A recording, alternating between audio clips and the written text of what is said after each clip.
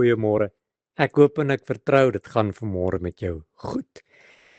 Almal van ons, maak nie saak wie jy is nie, maak nie saak wat jy doen en waar jy bly of hoe oud jy is nie. Almal van ons het al iewers in ons lewe die volgende sin gebruik. Ek wens hierdie man of hierdie vrou se hart kan verander. Dit praat daarvan dat iemand dalk met jou lelik is of jou sleg behandel of dat iemand nie goed vir jou is nie. En dan bid jy en dan sê ag Here, verander sy hart. Verander sy hart sodat hy anders sal optree en anders sal begin dink en my anders sal behandel. Miskien is dit jou werkgewer. Miskien is dit een van jou kontrakte. Miskien is dit 'n onderwyser by skool, miskien is dit jou eie familie of miskien is dit 'n vriend of iemand wat naby aan jou is. En jy bid al vir soveel jare, Here verander net sy hart. Here verander my man se hart. Here verander my kinders se hart. Here verander my vrou se hart en sjoe. Ek het vanmôre gekom met 'n eenvoudige boodskap. 1 Samuel 10 vers 9 sê: En toe Saul hom omdraai om van Samuel af weg te gaan, het God hom 'n ander hart gegee. God het hom 'n ander hart gegee.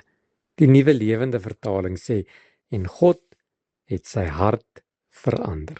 Hierdie vers wys my dat God die vermoë het om die hardste hart sag te maak.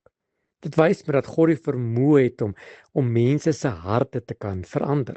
Beteken nie net dat dit emosioneel verander nie, maar ook 'n nuwe gesindheid, 'n nuwe doel, 'n nuwe bereidheid, 'n nuwe manier. Ons bid baie dan sê ons, Here, ek kan nie meer so aangaan nie.